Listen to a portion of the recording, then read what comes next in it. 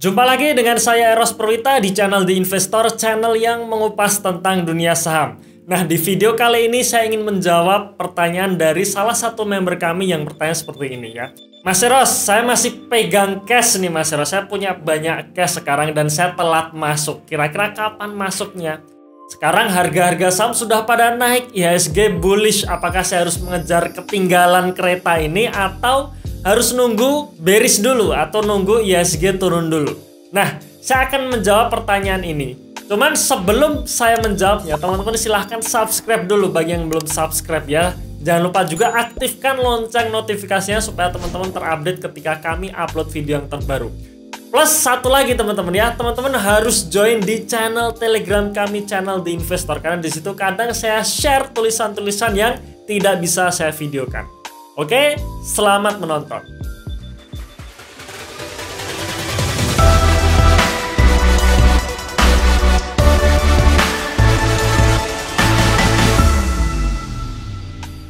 Oke, sebelum saya menjawab pertanyaan yang diajukan oleh teman saya tadi, saya ingin flashback sekilas ya, flashback sebentar mengenai video yang pernah kita upload beberapa waktu yang lalu ya.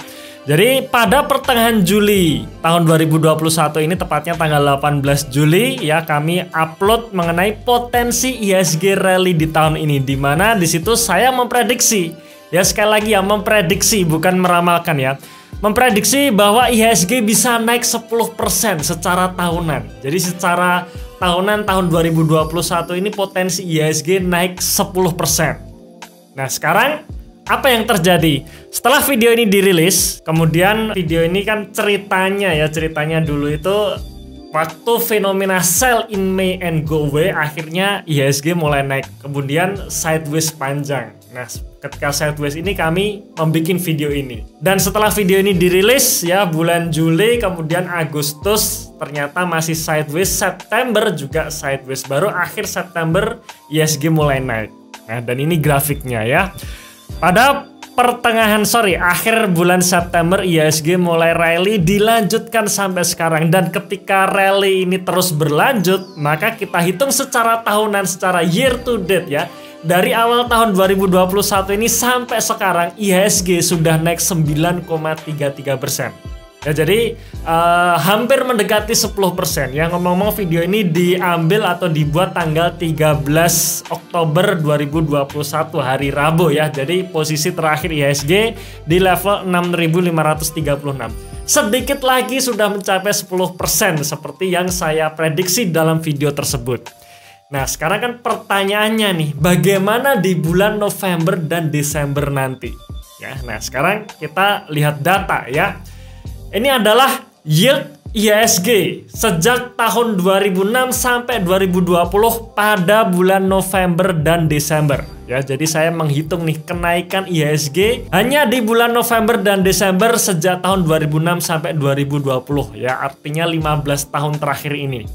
Nah, kalau kita lihat di bulan November ini beragam gitu ya. Ada yang naik, ada yang turun. Tahun 2006 November naik 8% ya, naik kenceng artinya ya.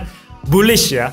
Kemudian tahun 2013 IHSG minus 5%, hampir 6%. Ini fase bearish. Tahun 2016 ternyata juga bearish juga ya, 5%. Tapi tahun 2020 di bulan November ya, IHSG bullish naik sampai 9%. Nah, dan di bulan Desembernya kalau kita lihat di sini, sejak tahun 2006 sampai tahun 2020 IHSG selalu naik di bulan Desember.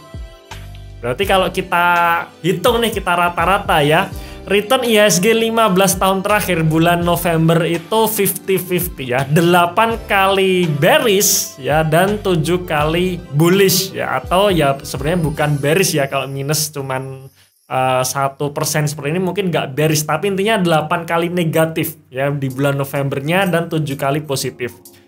Tetapi di bulan Desember semuanya positif. 15 kali atau 15 tahun ini, 15 tahun terakhir ini semua positif. Nah, sekarang kalau kita lihat nih pergerakan IHSG di bulan Oktober ini, artinya IHSG ini selalu naik ya, bullish sekali gitu ya, sudah bullish saya katakan sekali, tinggi sekali naiknya. Ya, anggap saja IHSG ini naik 1% per hari. Maka kalau sampai akhir tahun nanti IHSG naik 1% per hari, bisa jadi IHSG naik sekitar 60%. Ya hanya di 3 bulan terakhir ini gitu ya. Intinya sampai akhir tahun 2021 ini. Dimana naik 60% ya menurut saya itu hal yang sangat kecil kemungkinannya, alias hampir tidak mungkin gitu ya, hampir tidak mungkin. Jangankan naik 1% per hari, naik 0,5% per hari, artinya sampai akhir tahun 2021 ini naik 30%, itu juga hampir mustahil gitu ya, hampir tidak mungkin. Artinya apa? Artinya ketika kita melihat IHSG yang trennya ini selalu naik, maka ada kemungkinan ya bulan November nanti itu turun. Ya ada kemungkinan bulan November turun, dan saya sih merasa bulan November besok ini turun. Nah, seperti ini grafiknya. Turun, tetapi bulan Desember akan dilanjutkan naik lagi. Karena tadi ya berdasarkan data histori 15 tahun terakhir, November ini ternyata banyak negatifnya dibandingkan positifnya. Cuma di bulan Desember semuanya naik. Nah, kira-kira apa yang menyebabkan atau yang bisa membuat IHSG nanti akan negatif di bulan November? Ya karena asing keluar ya, bandar asing keluar, Mas Ros. Iya tahu gitu, tahu. Cuman sentimennya apa gitu.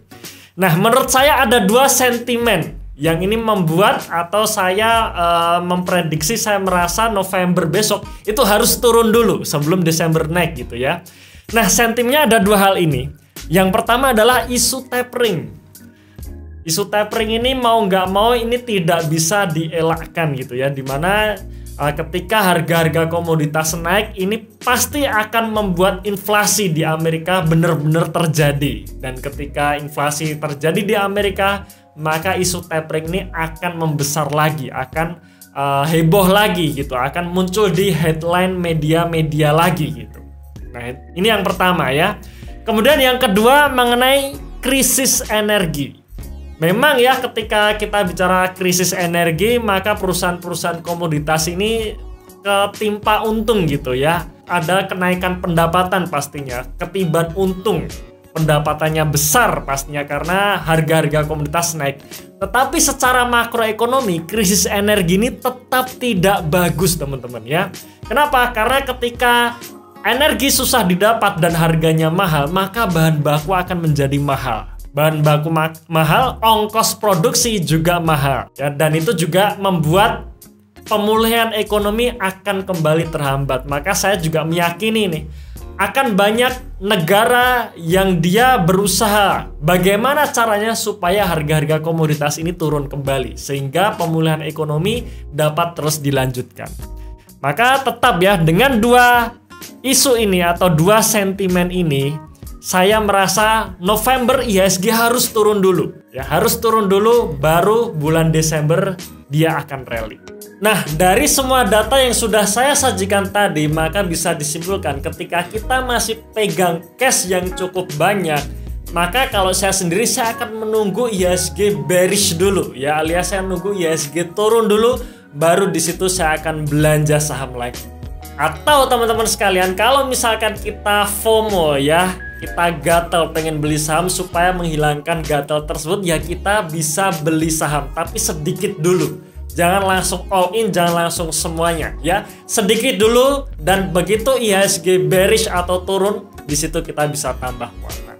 Oke, itu jawaban saya mengenai pertanyaan yang diajukan oleh salah seorang member kami ya. Dan pastikan teman-teman sekalian, dan saya sampaikan lagi ya, bahwa video ini hanya bersifat umum saja. Apa yang saya sampaikan adalah prediksi saya, dan dimana prediksi ini bisa kejadian, bisa tidak. Maka pastikan teman-teman bijak dalam mengambil kesimpulan dari video ini. Oke, terima kasih sudah menonton video ini sampai akhir. Tunggu video kami selanjutnya, dan salam Passive Income.